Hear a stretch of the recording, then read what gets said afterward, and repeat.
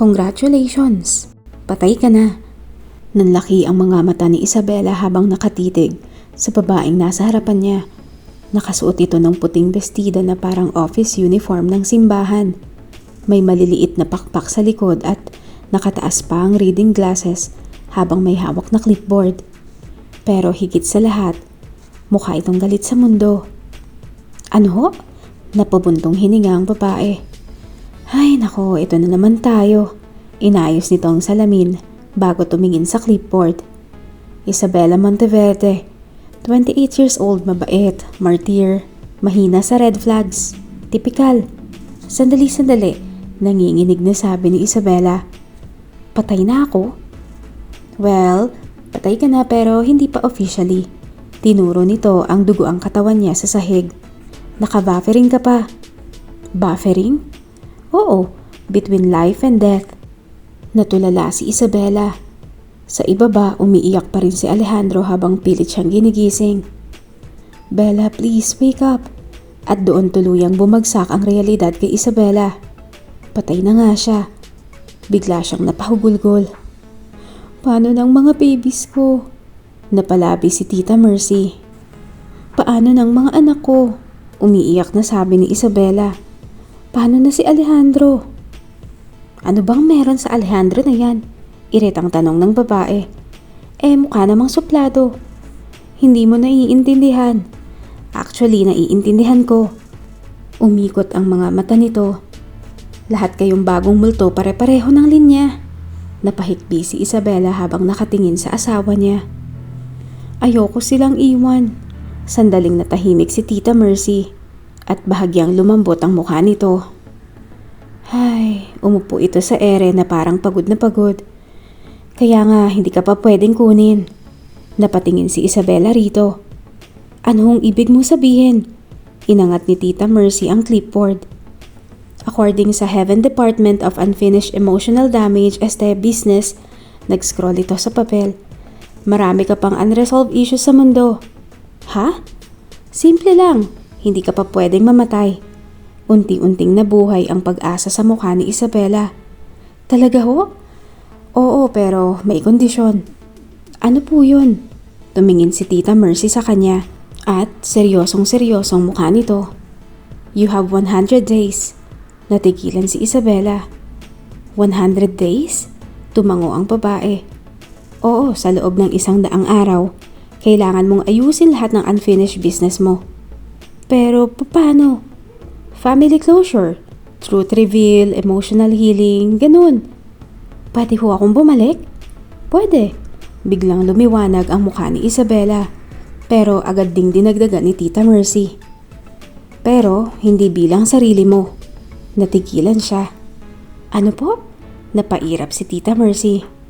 Girl, patay ka na. Hindi to teleserye ni Coco Martin. Paano po ako babalik? Maghahanap tayo ng katawan. Katawan? Samantala, sa hospital emergency room, halos mabaliw si Alejandro. Do something, sigaw niya sa doktor. Tahimik na umiiyak ang twins habang yakap ng yaya nila. Si Ariana paulit-ulit lang nagsasabi ng I want mommy. Habang si Lucas naman ay tahimik lang na nakatitig sa operating room. Pero ang mas nakakatakot, wala itong emosyon at mas lalo yung kinatatakutan ni Alejandro. Samantala sa gilid, tahimik na nakaupo si Cassandra habang nanginginig. Paulit-ulit niyang tinitingnan ang dugo sa kamay niya. Aksidente, umiiyak niyang bulong. Hindi ko sinasadya. Pero maya-maya, may umupo sa tabi niya, si Doña Beatriz. Eleganting inayos nito ang gloves niya bago malamig na nagsalita. Tumigil ka nga sa pag-iyak. Nanginginig na tumingin si Cassandra rito. Pero tita, walang makakaalam ng nangyari. But that wasn't the plan. Biglang tumalim ang tingin ng matanda. Then maybe you shouldn't have lost control. Natigilan si Cassandra. At isa pa, malamig na dagdag nito. Mas mabuti na rin to. Pero hindi bagay si Isabela sa anak ko. Nanlamig ang buong katawan ni Cassandra.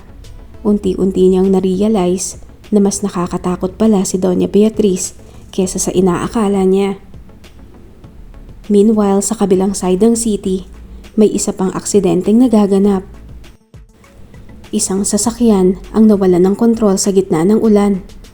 Tumilapon ang kotse sa barrier at sa loob nito, walang malay si Olivia Villarreal. Perfect timing, napalingon si Isabela kay Tita Mercy. Ho? Ngumiti ang high blood na anghel, yung ngiting mukhang may balak manggulo. May available na katawan. Nanlaki ang mata ni Isabela. Hindi ako papasok dyan. Bakit, may choice ka ba? Biglang lumitaw sa harap nila ang malaking parang portal at sa loob nito, nakita ni Isabela ang dugoang si Olivia sa loob ng sasakyan. Sandali, sigaw niya. Bakit siya? Nagkibit balikat si Tita Mercy. Compatible? Compatible ho saan? Pareho kayong emotionally damaged. Tita Mercy. Pero bago pa makatakbo si Isabela, bigla siyang tinulak ng anghel. Bahala ka na dyan, overtime na ako eh. Dire-diretsyong nahulog si Isabela sa liwanag at sa parehong oras, biglang dumilat si Olivia sa loob ng wasak na sasakyan. Huminga ito ng malalim at agad na pahawak sa ulo. Aray ko naman. Pero bigla siyang natigilan dahil may narinig siyang boses. Sa loob ng ulo niya, Nasaan ako? Nanlaki ang mga mata ni Olivia. Who the hell was that? Ako dapat ang nagtatanong niyan, tanong ni Isabela. Ano? Biglang napasigaw si Olivia. Samantalang sa loob ng consciousness niya, nagkatinginan sina Olivia at Isabela. Parehong nanlaki ang mga mata nila at pareho silang napasigaw ng Paulit-ulit ang sigawan sa loob ng kotse. Kung may taong makakakita kay Olivia sa mga sandaling iyon, iisipin nilang tuluyan na itong nabaliw matapos ang aksidente. Napahawak si Olivia sa ulo habang hingal na hingal. Who the hell are you? Sigaw niya. At bakit ikaw ang sumisigaw sa katawan ko? Sigaw pabalik ni Isabela. Natigilan si Olivia. Excuse me? Bakit ako nandito? Mas may karapatan akong magtanong niyan, sabi ni Olivia. Halos mabiyak ang ulo ni Olivia sa ingay. Tumahimik ka nga. Hindi ikaw ang boss dito. Well, actually, katawan ko to. At doon sila parehong natahimik. Ilang segundo silang nagkatinginan sa loob ng kakaibang white space sa isip ni Olivia at sabay nilang itinurong isa't isa. Multo ka ba? Sabay nilang sigaw. Pagkalipas ng ilang minuto, nakaupo na si Olivia sa gilid ng kalsada habang umuulan. Medyo basag ang sasakyan niya. Basag din yata ang sanity niya. Samantalang sa loob ng utak niya, iyakang umiikot si Isabela. Patay na ako, patay na talaga ako. Tumigil ka nga, iritang sabi ni Olivia habang pinipigilan ang migraine niya. Bakit ka ba nasa ulo ko? Hindi ko rin alam. Tita Mercy. Biglang lumitaw sa harap nila si Tita Mercy na may hawak na instant noodles. Oh, bakit? Nanlaki ang mga mata ni Olivia. Nakikita mo siya? Tanong ni Olivia. Obviously, sabi ni Isabela. Obviously, ulit ni Olivia. Obviously.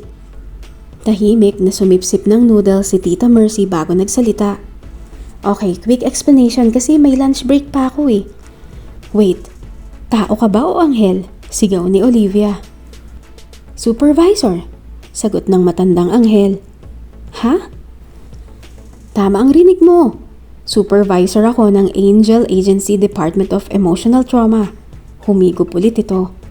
Nakakapagod na kayong dalawa. Napapikit si Olivia. Hindi ko to deserve. Actually, singit ni Tita Mercy. Deserve mo rin ng konti. Tita Mercy, reklamo ni Isabela. Umirap ang anghel. Fine. Listen carefully. Tumingin ito kay Olivia. Well, patay na si Isabela. Napahinto si Olivia. At bigla siyang natahimik. Tumingin siya kay Isabela at kahit magulong lahat, nakita niya ang lungkot sa mga mata nito. Hindi pa siya pwedeng umakyat sa langit dahil marami pa siyang unfinished business. Okay? Kaya pinasok muna namin siya sa katawan mo. Without my consent? Technically, this is illegal. Hindi sakop ng batas mong langit, attorney. Napanganga si Olivia. Samantalang si Isabela ay tahimik na umiiyak sa gilid. Pwede bang bumalik na lang ako sa katawan ko? Unti-unting nawala ang inis sa mukha ni Tita Mercy at mahina itong umiling. Wala na. Parang muling nabasag ang puso ni Isabela. Your body died in surgery. Napaluhod si Isabela habang umiiyak. Paano ng mga babies ko? Tahimik na napatingin si Olivia rito. Hindi siya sanay makakita ng tao, multo na ganito kawasak. At lalong hindi siya sanay makarinig ng totoong sakit. Dahil buong buhay niya, sarili lang niyang inaasahan niya. Pero kakaiba si Isabela. Parang kahit multo, inuuna pa rin itong ibang tao kaysa sarili niya. Napabuntong hininga si Olivia. So, anong mangyayari ngayon? Agad lumiwanag ang mukha ni Tita Mercy. Simple, magsha-share kayo ng katawan. Nanlaki ang mga mata ni Olivia. What? Temporarily lang naman. Hindi ako papayag. Too late. At biglang nawala si Tita Mercy. Tita Mercy! Good luck! Sigaw nito mula sa ulap. And please, huwag naman kayong gumawa ng kasalanan kasi ako na naman ang magpe-paperwork.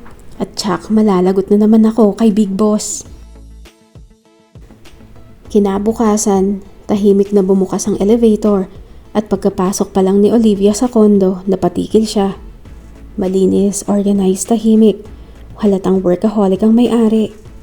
Ang lungkot naman dito, mahinang sabi ni Isabela. May problema ka ba sa kondo ko? Para kasing walang buhay. Exactly how I like it. Napabuntong hininga si Isabela, habang si Olivia naman ay dumiretso sa kusina para uminom ng tubig. Pero bago pa niya mahawakan ng baso, biglang gumalaw mag-isang kamay niya at kumuha ng chocolate cake sa ref. Nanlaki ang mga mata ni Olivia. What are you doing? Sorry, guilty na sabi ni Isabela. Nagkikrave kasi ako. Ha? Bakit may cravings ka pa? Ipatay ka na. Buntis kasi ako nung namatay ako. God, Tita Mercy! Sigaw ni Olivia. Makalipas ang isang oras, nasa sofa si Olivia habang kinakausap mag-isang hangin. At kung may ibang taong makakakita sa kanya, siguradong tatawag ng psychiatrist. Okay, seryosong sabi niya. Ground rules. Tahimik na nakaupo si Isabela sa imaginary chair sa loob ng consciousness niya. Number 1, katawan ko to. Okay. Number 2, huwag kang basta-basta gagalaw. Okay.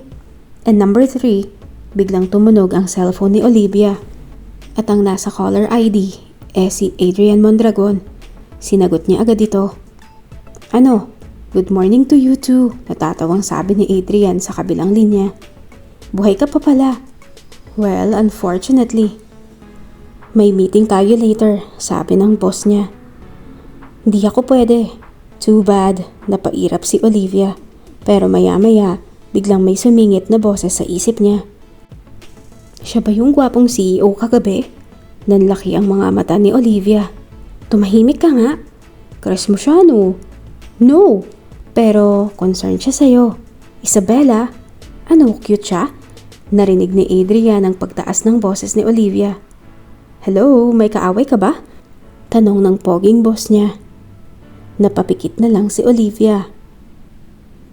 Meanwhile, sa Monteverde Mansion, tahimik ang buong bahay, parang namatayan dahil totoo naman.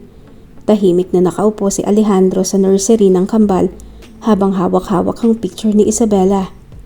Hindi pa rin siya natutulog simula kagabi. Pumasok si Ariana sa kwarto habang yakap ang stuffed toy niya. Daddy, agad lumambot ang mukha ni Alejandro. Lumuhod siya para yakapin ang anak. Hey, my princess. Babalik pa po ba si Mami? At doon muling nadurog ang puso niya.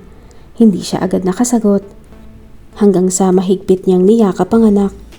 Habang sa kabilang side ng syudad, biglang napahawak sa dibdib si Isabela sa loob ng consciousness ni Olivia.